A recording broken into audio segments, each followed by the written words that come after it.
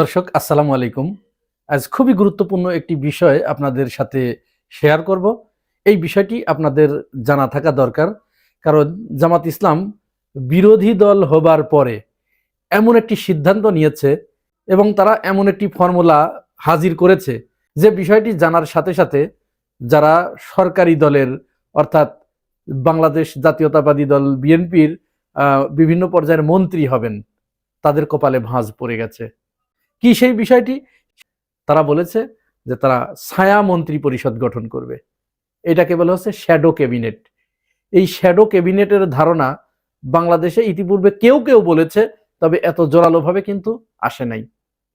এই ধারণা বাংলাদেশের শিশির মনির, আপনারা জানেন তিনি একজন বিখ্যাত আইনজ্ঞ এবং এই আইনের জায়গায় তিনি আমার মনে হয় যে একটা পর্যায়ে ইন্টারন্যাশনাল আইনজীবী তিনি হয়ে যাবেন। তার সেই অবস্থান, সেই ম্যাচিউরিটি এবং সেই যোগ্যতা আমরা তার ভিতরে দেখতে পেয়েছি। তো তিনি এই শ্যাডো ক্যাবিনেটের ঘোষণা এনেছেন।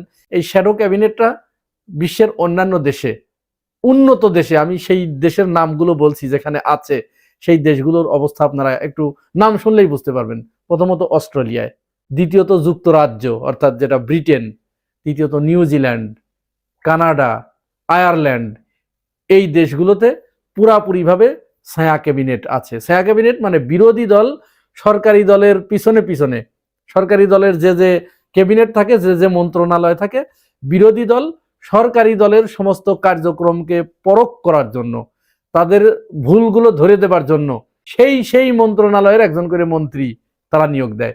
এটি বেসরকারি, এটার কোনো সরকারি কোনো বৈধতা থাকে না। তবে তারা ওই মন্ত্রণালয়ের যে মন্ত্রী থাকেন সেই মন্ত্রীর পিছনে তাকে লাগিয়ে দেওয়া হয়। যেমন উদাহরণস্বরূপ আমি বলি, মনে করেন বিএনপি সরকার গঠন করলো এবং অর্থমন্ত্রী দিল একজনকে। অর্থমন্ত্রীর কাজ কি? তিনি বাজেট পেশ করেন, বাংলাদেশের অর্থ পরিকল্পনা এগুলো তিনি দেখেন। ঠিক বিরোধী দল থেকে অর্থাৎ জামাত ইসলামের পক্ষ থেকে 11 দলীয় জোট থেকে একজন অর্থমন্ত্রী, ছায়া অর্থমন্ত্রী নিয়োগ দেওয়া হবে। তিনি কি করবেন? সরকারি দল যে বাজেট প্রণয়ন করলেন, এই বাজেটের যে ভুলগুলো আছে, এই বাজেট কি জনবান্ধব নাকি জনবিরোধী? এই বাজেট বাংলাদেশের জন্য কতটুকু বাস্তবায়নযোগ্য, কতটুকু বাস্তবায়নযোগ্য নয়, এটি কি অলীক নাকি বাস্তবসম্মত, এই বিষয়ে বিরোধী দলের ওই মন্ত্রী, তিনি ছায়া মন্ত্রী, তিনি ব্যাপকভাবে পড়ালেখা করবেন এবং জনবান্ধব বিকল্প আরেকটি বাজেট তৈরি করে জনগণের সামনে উপস্থাপন করবেন। উদাহরণস্বরূপ মনে করেন সরকারি দল 2 লক্ষ কোটি টাকার বাজেট ঘোষণা করলো এবং তারা কোন খাতে কত বরাদ্দ সেটি দেখালো। ছায়ামন্ত্রী তিনি বললেন যে না, এই খাতে এত বরাদ্দ লাগবে না, এর চেয়ে কম বাজেটেই আমাদের এই খাতে এত বরাদ্দ দিলে ওই কাজ করা সম্ভব, এবং তিনি এইটার সপক্ষে ডিটেলস ডকুমেন্টস হাজির করবেন। মনে করেন যিনি এলজিআরডি মন্ত্রী, তিনি বিভিন্ন রাস্তাঘাট, অবকাঠামো, ব্রিজ, কালভার্ট এগুলো যখন প্রস্তুত করার জন্য একটা বাজেট তিনি দিলেন, একটা ব্রিজ তিনি নির্মাণ করবেন, সেখানে বরাদ্দ দেয়া হলো মনে করেন 1000 কোটি টাকা।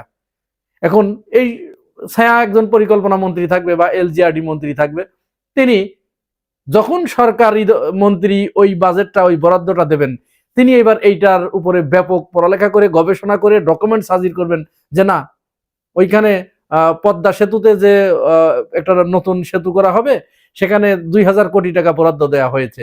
এই 2000 কোটি টাকা সেখানে লাগবে না, কারণ এই 2000 কোটি টাকার ভিতর থেকে এত কোটি টাকা লাগবে সেতু করতে, আর বাকি টাকা এখানে দুর্নীতি হবে বা লুটপাট হবে। তিনি একেবারে ইঞ্জিনিয়ারদের এনে, এক্সপার্টদের এনে সমস্ত তথ্য উপাত্ত দিয়ে দেখিয়ে দেবেন যে এখানে 1500 কোটি টাকা হলেই ওই ব্রিজটি করা সম্ভব, সুতরাং 500 কোটি টাকা এখানে উদ্বৃত্ত লুটপাটের জন্য বরাদ্দ দেওয়া হয়েছে। এইভাবে যদি বাংলাদেশে প্রত্যেকটা মন্ত্রীর পিছনে একজন করে ছায়া মন্ত্রী এরকম ছায়ার মতো ঘুরঘুর করে, তাহলে চিন্তা করতে পারছেন অবস্থাটা কোন জায়গায় গিয়ে দাঁড়াবে, কি রকম খেলা জমবে? আপনারা কি বুঝতে পারছেন? এটা আসলে গণতন্ত্রের জন্য অত্যন্ত দরকার। মনে করুন পররাষ্ট্রমন্ত্রী, এরকম একজন এখানে পররাষ্ট্রমন্ত্রী থাকবে। এখন এই পররাষ্ট্রমন্ত্রী, এখন সরকারি দলের পররাষ্ট্রমন্ত্রী কোন দেশের প্রতি অতিরিক্ত ঝুঁকে যাচ্ছে কিনা, কারো প্রতি তেল মর্দন করছে কিনা, বা কোন দেশের সাথে কোনো অবৈধ চুক্তি করছে কিনা, ভারতকে কোনো ট্রানজিট করিডোর বা অবৈধ কোনো সুযোগ সুবিধা দিয়ে দিচ্ছে কিনা। শ্যাডো ক্যাবিনেটে এরকম বিরোধী দলের একজন পররাষ্ট্রমন্ত্রী থাকবে। অনেক সময় সরকারি দল যে চুক্তিগুলো করে অন্যান্য দেশের সাথে অনেকটা জনগণকে জানতে দেয় না, গোপনে, কিন্তু এই শ্যাডো ক্যাবিনেট থাকলে এই কাজ তারা আর করতে পারবে না। তখন এই বিরোধী দলের শ্যাডো পররাষ্ট্রমন্ত্রী কি করবে, ওই চুক্তিগুলো পুঙ্খানুপুঙ্খভাবে বিশ্লেষণ করবে এবং জনগণের সামনে সেটি হাজির করবে। জনগণকে তারা চোখে আঙ্গুল দিয়ে দেখিয়ে দেবে যে এই যে পররাষ্ট্রমন্ত্রী এই দেশের সাথে এই চুক্তিটি করেছে, এটি গোলামির চুক্তি। এই চুক্তির ফলে বাংলাদেশ কতটুকু লাভবান হচ্ছে বা কতটুকু লুজার হচ্ছে, এই বিষয়টি জনগণের সামনে একেবারে পরিষ্কার করে ধরে দেবে। এতে কি হবে, এই যে ছায়া মন্ত্রী তিনি যে সরকারি মন্ত্রীগুলোর সাথে সাথে এগিয়ে যাচ্ছেন, এখানে চমৎকার একটা খেলা কিন্তু লুকিয়ে আছে।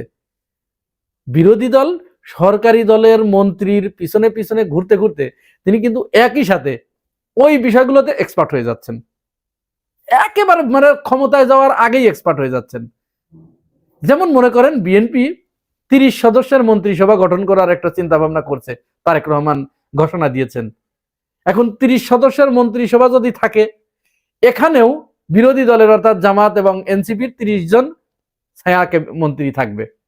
তাহলে এই 30 জন কিন্তু ওনার পিছনে যেতে যেতে, ওনাকে অনুসরণ করতে করতে, ওনাকে গবেষণা করতে করতে, ওই সেক্টরগুলো নিয়ে ব্যাপক গবেষণা করতে করতে তার কিন্তু অটোমেটিক্যালি ওই জিনিসগুলো একেবারে নখদর্পণে চলে আসলো ক্ষমতায় আসার আগেই।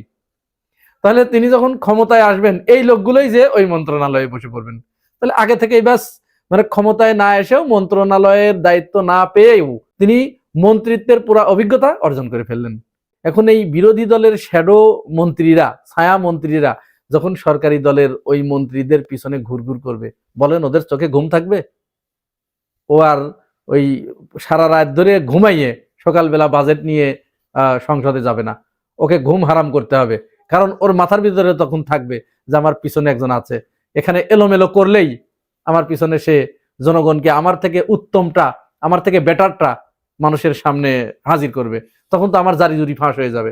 পরিকল্পনা মন্ত্রী তিনি চিন্তা করবেন, মানে গভীরভাবে অধ্যয়ন করবেন এবং তিনি চিন্তা করবেন যে এখানে যদি একটু এলোমেলো করছি, তাহলে তো আমার যে ছায়া আছে সে তো জনগণের কাছে সঠিকটা যখন তুলে ধরবে, জনগণ তো ওরটা গ্রহণ করে ফেলবে।